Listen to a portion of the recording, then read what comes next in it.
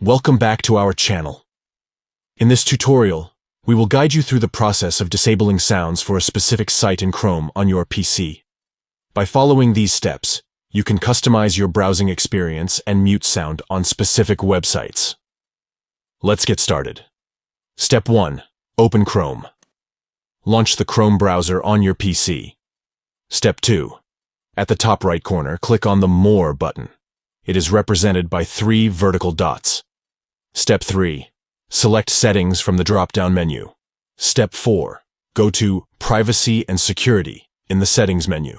Step 5. Click on Site Settings.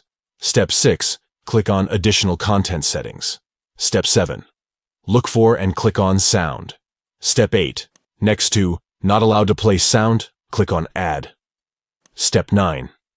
Add the specific site for which you want to disable sounds. By following these simple steps, you can effectively disable sounds for a specific site in Chrome on your PC.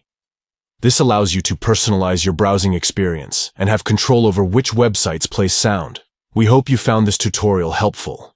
If you did, please give this video a thumbs up and share it with others who might find it useful.